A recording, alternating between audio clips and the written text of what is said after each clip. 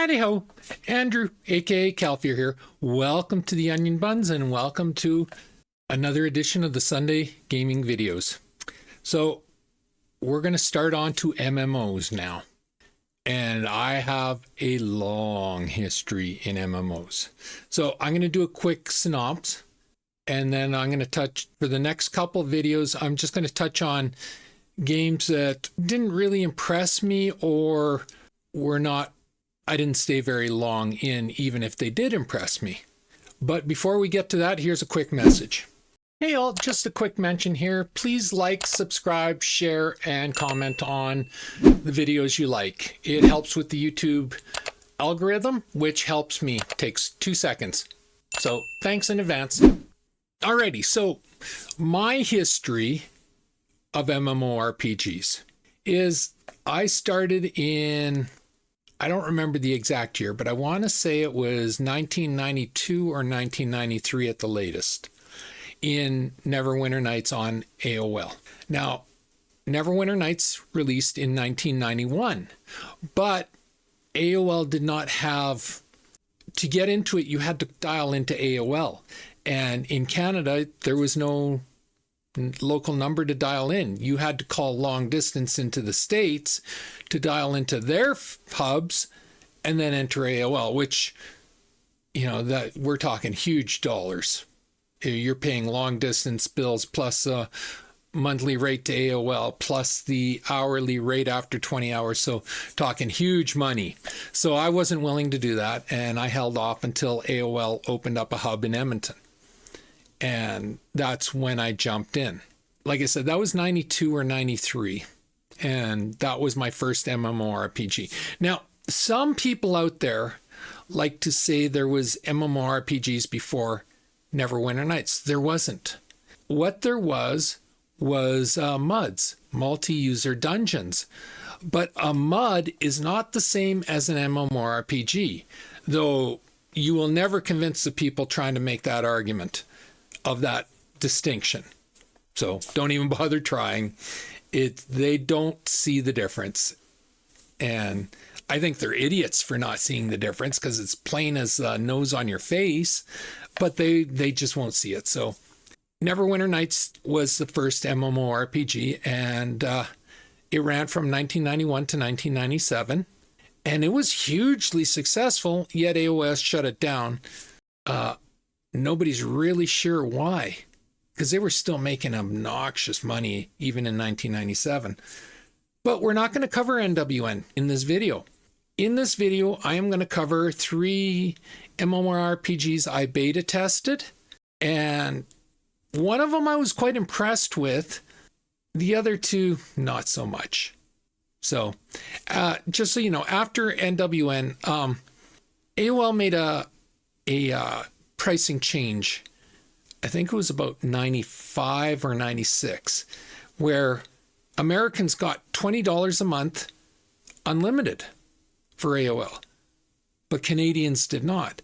And we were already paying $20 a month plus for 20 hours and then $3.95 an hour after that. So my highest bill in Neverwinter Nights was $800 for 1 month. And that was basically when I quit NWN. It was like, no, especially in the 90s, this was ridiculous money. Now, I know people that went to $1,600 a month. And yeah, no, I wasn't about to do that.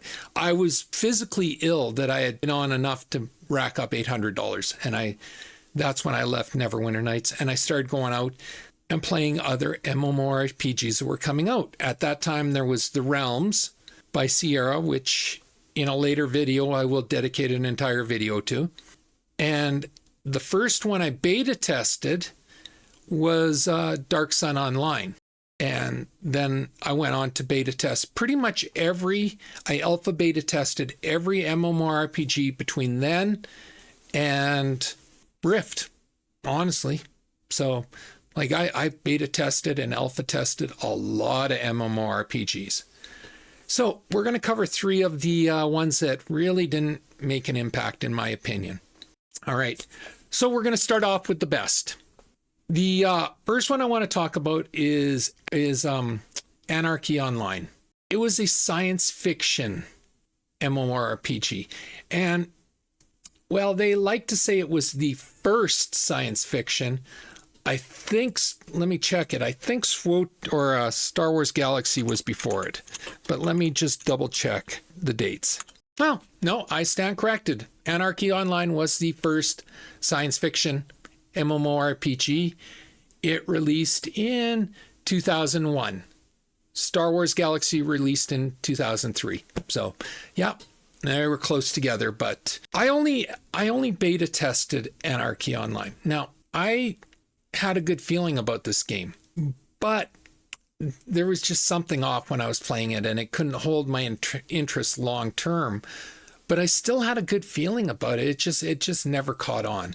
It was created by Funcom, released in June of 2001. The game was the first in the genre to include science fiction settings, dynamic quests, instancing, free trials, and in-game advertising. Okay, the in-game advertising was one of the drawbacks. The game ongoing storyline revolved around the fictional desert planet Rubica, wherein a valuable mineral known as notum is found. Players assume the role in new colonies. Now, Anarchy Online felt a lot like Ultima Online and EverQuest to me. But, you know, those were the two big MMORPGs, so it made sense that they would grab from that. So anyway, like I said, I did the beta test. I saw the potential in the game, but it wasn't enough to hold me. I did try it years later. I went back and tried it again.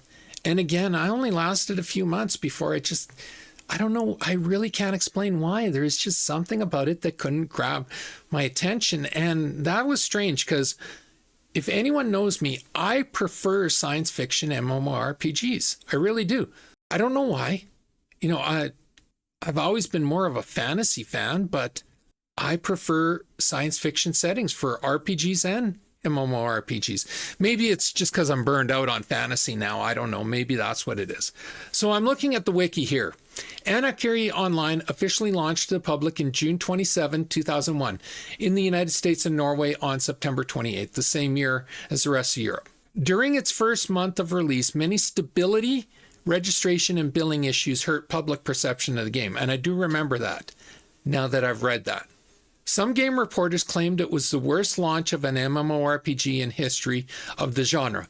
I actually do remember that too, and I dispute that because I alpha tested and beta tested and did the launch of Ultima Online. And while it was a hugely popular game at launch, I've never seen a game that buggy. And I will be doing a full video on Ultima Online. But so I dispute the generalized claim that Anarchy Online was worse than Ultima Online for launch. But I do accept the judgment that stability, which back then, it's not so much fair to bash Funcom for this because every game back then had stability issues. Everyone. You know, Ultima Online was horrendous for its stability issues. The registration and the billing issues hurt. I wasn't in the release, so I actually didn't know there was registration and billing issues. I only did the beta test. But it makes sense. You know, I've seen other games suffer the same problem, and the perception of their games was they went down the tubes. Some game reporters claimed it was the worst launch in the MMOR history of the genre. Well, the genre wasn't very old at this time. Funcom spent about 6 months fixing the game, particularly the beginning experience. The company then took the fixed game on a press tour to convince reporters to give it another try. Even though reviews and scores had been printed months before, at the same time, the company needed to build subscribers, which was very difficult given the reputation of the game. Funcom introduced the first free trial of the game and gave out returned boxed copies for free at the 2002 Game Developer Conference. Some gaming publications informed their readers of the improved game, although they did not change their original scores. By the end of that year, Anarchy Online had recovered from the launch woes and won the MMO of the Year award from PC Gamer, which is about as useful and worthwhile as your latest bowel movement, if we're being quite honest. Basically, what that means is Funcom paid PC Gamer. The company went on to create expansions, including the Shadowlands expansion in 2003, which earned several Editor Choice Awards. 2 months after its release in August, began offering free trials. This game was plagued right from the start with problems. And they got creative. Let's face it, they got creative at the time. Yeah, so that's really about all there is on Anarchy Online. It was a science fiction which really appealed to me. And you can see I'm showing you the screenshots and that. And I think it could have been better, but it wasn't handled well. It wasn't handled well, and it was hard to level. It like back in that day, you would have to put yourself into that era. And in that era, it was all about groups. But Anarchy Online never struck me as a group game. It really didn't. It was an MMORPG, but you always wanted to go up solo. At least when I played, that's how I always felt. During the beta and my second try around of the game years later. I wanted to solo, and it wanted you to group. That was my impression. But Anarchy Online is still up and running. So, if you ever want to give it a try, look it up and give it a try. The graphics are dated, of course, it's a 2001 game, but it has some cool concepts. So, definitely give it a try and make your own decision on it. For me, I don't see myself going back to it. I gave it a second try. It couldn't hold my interest.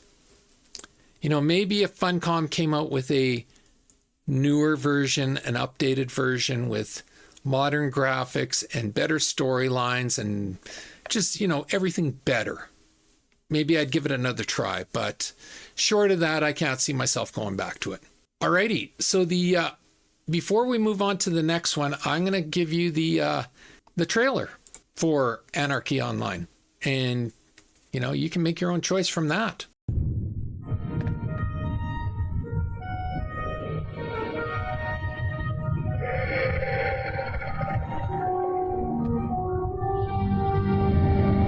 Sometimes, late at night, when I can't sleep, I remember my father.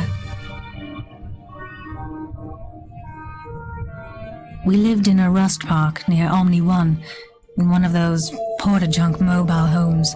There were no perimeter fences, so when I was just 4, my father showed me how to fire a gun to protect me from the lizards, he said. I turned 6 when he took me to see where the first colonists had landed.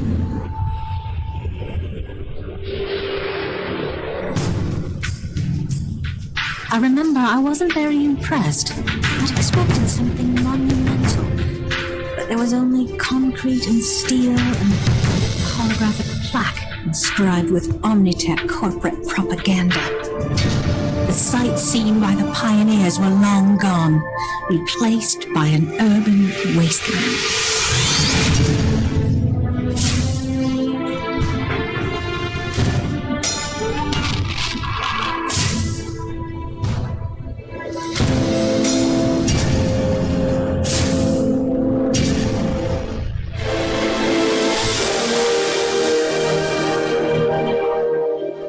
That was the first time my father told me about the war.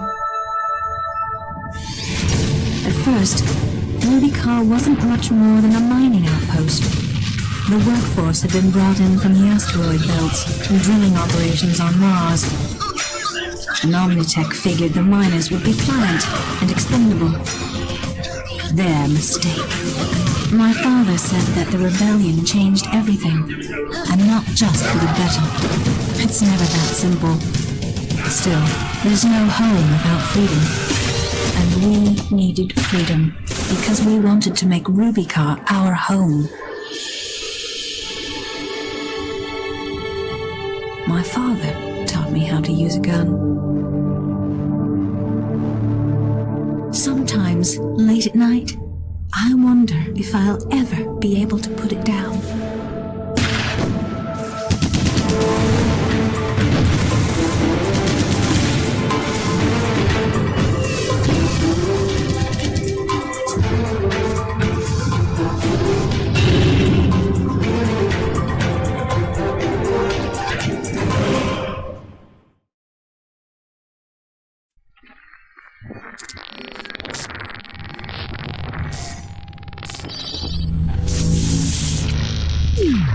So that was Anarchy Online trailer.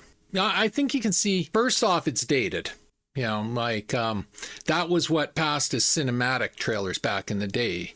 And like, trust me, that was impressive back in the day. In 2001, that was damn impressive. Nowadays, well, we've all seen how much more impressive it can be thanks to technology. But back then, that was a damn impressive trailer.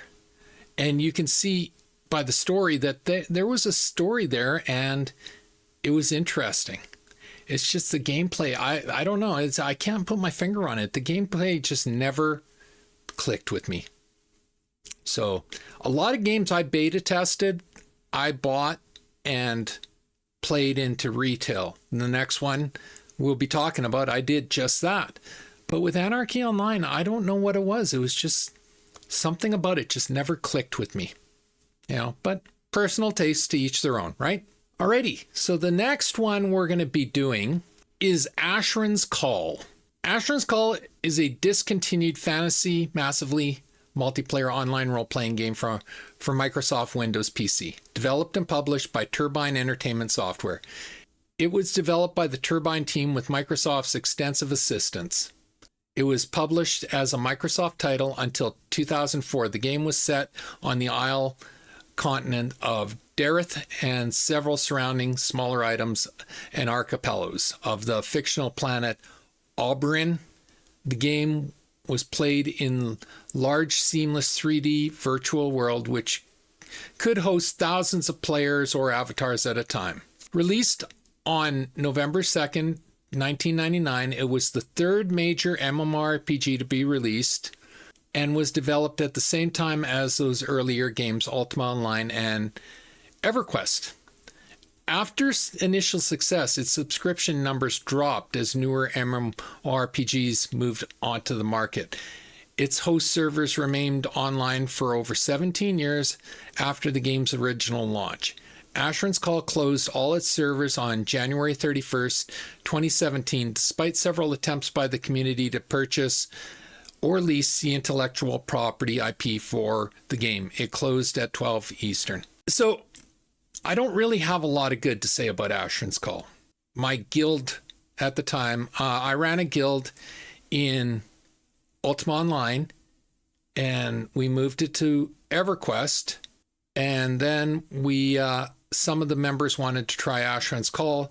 So a number of us picked up Asheron's Call and moved over there. I had beta tested this game. I didn't have a high opinion of it then. And then when they wanted to give it a try, I said, okay, I'll go in with, you play with friends.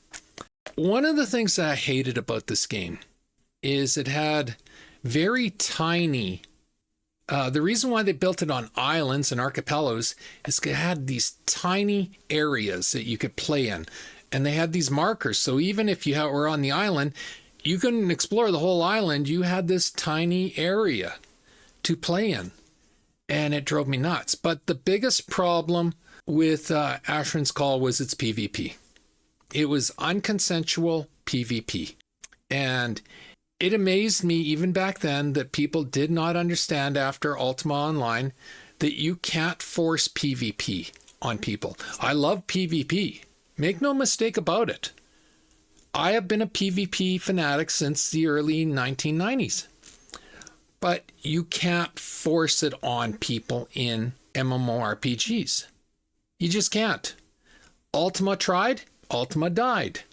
Asheron's Call tried, okay, it survived for 17 years, but it had a really small following. Asheron's Call spent over 2 years in maintenance mode with no updates, although the occasional server and account issues were dealt with by Turbine staff. See, they say over 2 years. That was a problem right from word go.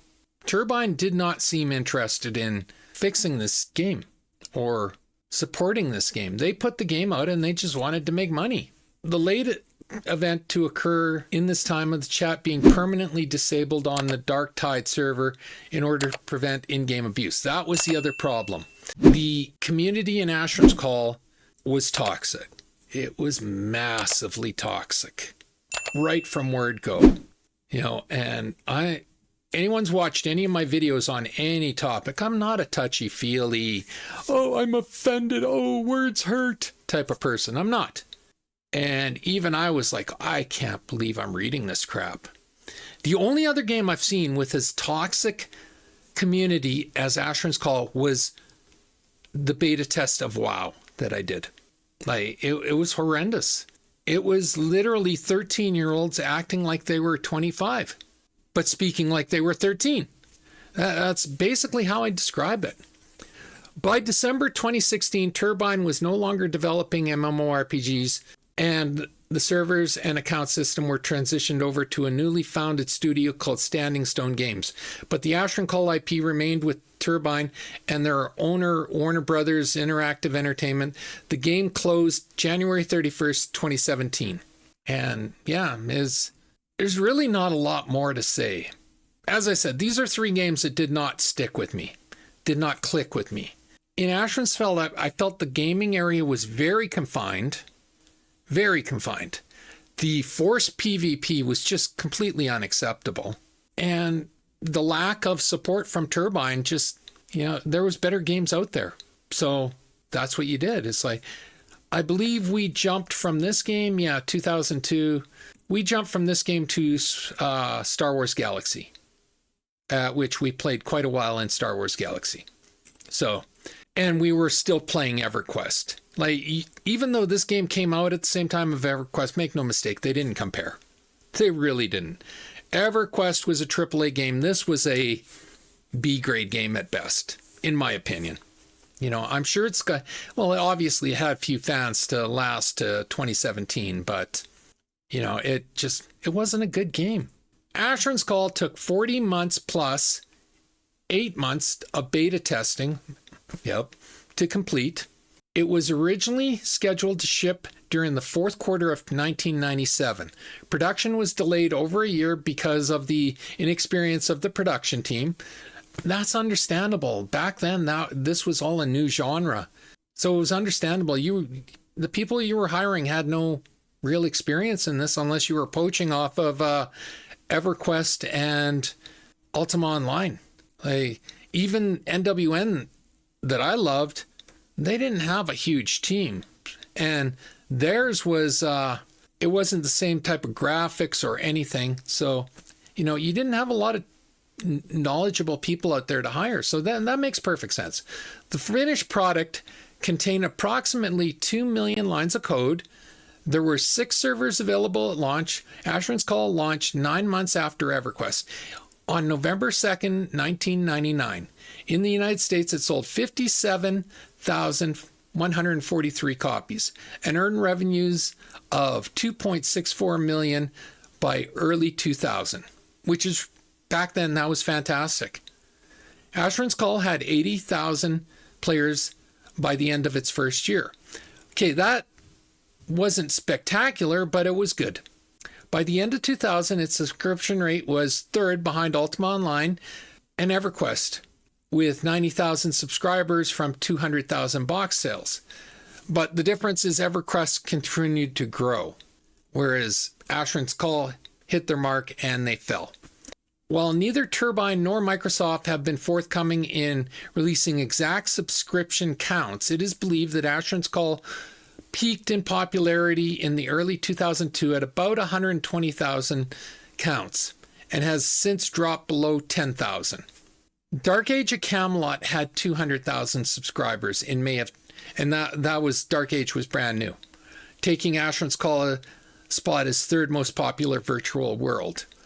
And Dark Age grew for 2 years before they screwed themselves, and really they followed the Asheron's Call template, as stupid as that sounds. So yeah, Asheron's Call, you could honestly say if there was more competition out there, I doubt Asheron's Call would have ever hit third. But because the genre was so new, they made it to third. They got some interest, but their ideas were not good. Their implementation was not good. And yeah, they fell out. So yeah, here is the trailer for Asheron's Call, and you can see. lie in a tower on the mystical island of Dareth, the last of his kind. The legendary sorcerer Asheron looks out on a land so vast it would take a lifetime to see all its wonders and confront all its terror. Is there no one left to stop the old boy menace? Is there no one left with the courage to face the unimaginable evil? Is there no one left to answer Asheron's call?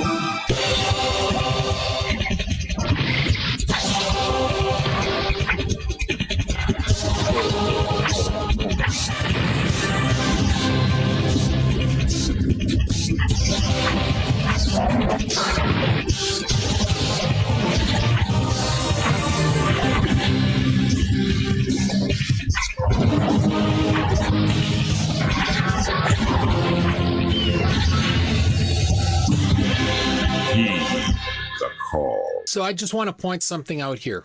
Those graphics by 2002 were not good, contrary to what the trailer was claiming. They were not good. They were decent graphics for 1997, but as the what I read to you from Wiki, it didn't release in 1997. It released in 2001, and yeah, those graphics did not stand up.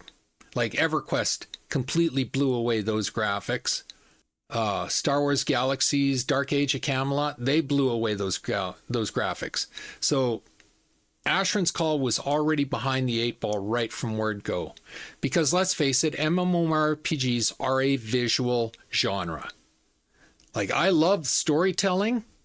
That is what draws me the most to RPGs and MMORPGs, is you got to have good, interesting storylines.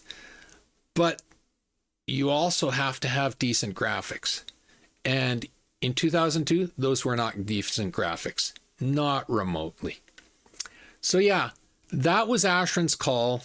It's closed down, and to the best of my knowledge, there's no player servers to play that game on. It's just, it wasn't a good MMORPG. I beta tested it because they asked me to beta test it.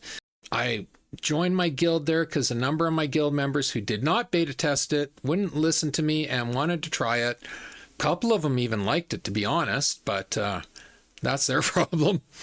And yeah, my guild did not stay there very long. You know, I think maybe we stayed there 2 to 3 months at most, and then we left back to EverQuest until Star Wars Galaxy came out, because it wasn't a good game. But it's part of the MMORPG history, and I told you I was going to cover the MMORPGs that I beta tested, so there you go. So the final entry of this week's video is called Shadow Bane. Now, there's a little bit of a story about Shadow Bane. Normally, without this backstory, I wouldn't have given this game a second look. I really wouldn't have. But I was trying, and I failed, but I was trying to build a gaming website, kind of like a PC Gamer or Game Radar or something, but back before Game Radar or all those others. PC Gamer was around, but NIHEN was around. But yeah, I was trying, and Wolfpack Studios, who made Shadow Bane, they asked me to beta test their game. Now, full transparency, I didn't beta test their game. I got the invite, but this is one of the games I did not beta test. I just followed. One of the reasons I didn't bother with it is I knew it was going to fail instantly. Because as I just said in Asheron's Call with the Forced PvP, Shadow Bane tripled down on that. Your early levels, you were protected. But by early, I mean like to level 5. And then after level 5, anyone of any level could attack you. And it wasn't just that. Like they had borrowed concepts from Ultima Online of building up buildings and trying to build communities. Well, they allowed those guys to come in and blow up and tear down your buildings. So you were constantly rebuilding, and the griefers were constantly coming in and destroying your stuff. This is what killed this game before it ever started. It's like, again, you cannot have forced PvP in a game. PvP has to be optional. It has to be in an MMORPG. There is not a big enough player base to support a PvP MMORPG. And we saw that in Dark Age of Camelot. Dark Age of Camelot decided they had huge success with their RVR because it was optional. But they decided, okay, we're going to make PvP servers. So they made 2 PvP servers, and within, I think, a year, they closed them both down because there was nobody left on them. People went there, they rolled up, and they got griefed. And they said, well, screw this. I'll just go play back on the normal server. And that's what they did. You can't force PvP. And that's what Shadow Bane did, is they tried to force PvP on players. And it didn't work. So Shadow Bane was a free-to-play fantasy role-playing game, MMORPG, created by Wolfpack Studios and published on March 25th of 2003 by Ubisoft for Microsoft Windows and Mac OS X platforms. Originally commercial and subscription driven, Shadow Bane was launched March 2003 and was the creation of Tex Mutter veteran J. Todd Coleman, James Nance, Joseph Hall, Patrick Bland, Robert Marsa, and a team of 45 programmers. Now, this is funny. 45 programmers. Can you imagine trying to make an MMORPG or even a single player RPG with 45 programmers nowadays? Wouldn't happen. It was closed on July 1st, 2009. Shadow Bane was a top 10 best-selling PC game at launch and had 2 noteworthy aspects. First, the majority of the game allowed for open player versus player. That's what killed it, folks. Combat, making it an early pioneer title in the PvP MMORPG genre. Second, it was the first major MMORPG to offer dynamic world content as a primary feature of the game. Most MMORPGs were static, meaning the world itself did not change based on player actions. Dynamic worlds allowed players to change the game itself, morphing terrain, building and destroying buildings and fortifications, which I just spoke about, and setting up patrol paths for player-hired AI combatants. The game was considered a cult hit and sustained a small base of followers, but technical issues plagued the game at launch and failed to retain much of the early fan base shortly afterwards. After the sale of Wolfpack Studios to Ubisoft in March of 2004, the live service was transitioned to a new management and largely new development team. This team later splintered off to become Stray Bullet Games in 2006, and Mark Nashua was brought in to run the organization. In March 2006, the game was made free to play. So back then, a surefire way to tell a game was failing was it had to go free to play. Prior to WoW, free to play was viewed as a death sentence to any MMORPG. It really was. A system of short ads was introduced in March 6, 2007 to fund operating costs, which were ads in MMORPGs do not work. They don't work to this day. Which were displayed when the game was open or closed and when a character died, with at least 10 minutes between death ads. All servers were closed on March 19th, 2008 to prepare for Shadow Bane Reboot, a relaunch of the game to capitalize on stability and performance issues hindering the previous existing data. All player characters and cities were deleted in this reboot. On March 25th, the 5th anniversary of the game's launch, 2 servers were brought online, followed by a third due to overpopulation. The game was closed in 2009. So it didn't even last a year, the reboot. The regular game took place in a dark fantasy world called Aerith. The world sometimes depended on the servers, many of which had unique world maps. Gameplay featured many aspects typical of role-playing games, such as experience points, character classes, and fantasy races.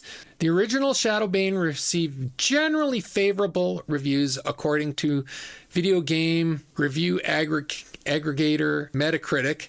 The game sold over 120,000 units by the end of March 2003. So 120,000 units is decent back then, but it didn't retain that. It did not retain that. People went in, you got to level 5 and you got griefed and people left. It was that simple. I understand why they made the game, but again, you can't have forced PvP in these games.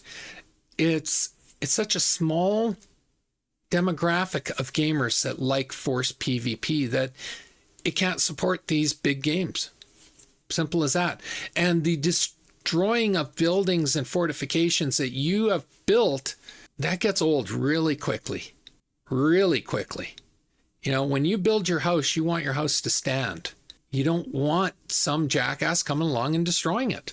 So anyway, so that was Shadow Bane. I kind of hoped it would succeed because it would have added a new wrinkle to the MMORPG genre, but it was very apparent in the beta reviews I was reading, and then in the retail reviews that this game it wasn't going to last, and it didn't. So I got 2 trailers for you on Shadow Bane. So let's sit back and take a look at them.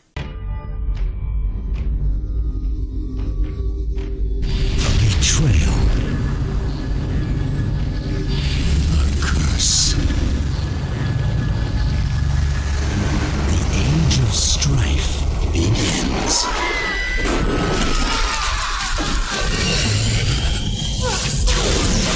Warriors, heroes, and adventurers begin the restoration.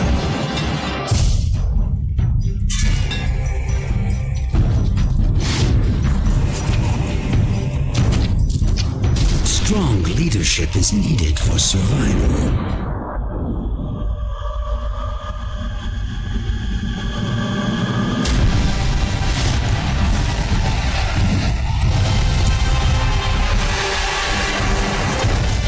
What role will you play?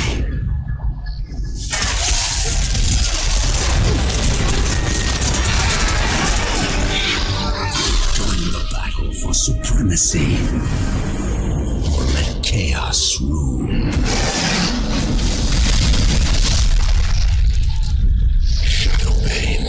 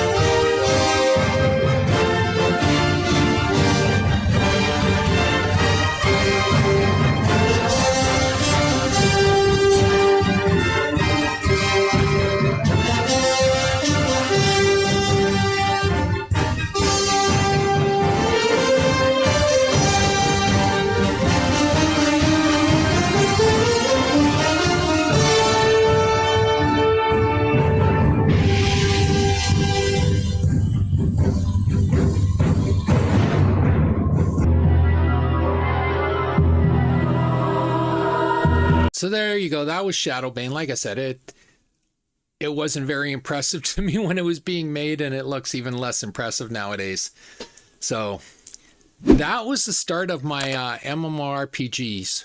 I wanted to get rid of some of the titles that I beta tested that were less than memorable out of the way. And in the coming months, I'll start going down the rabbit hole of ones that were impressive to me. So anyway, that's my video for this week. If you like the video, leave a like, a subscribe, and a share. I'm trying to grow my channel, and a like, a subscribe, and a share does me wonders, and I do appreciate it. Always feel free to leave a comment. I encourage you to leave a comment. Tell me, did you like these MMORPGs when you played them? If you played them, let me know why. Also, when you leave a comment, it really does help me with the YouTube algorithm and getting more eyes on my videos. And as always, pew, pew, pew, and shit. Thanks for watching. Have a great day. Bye.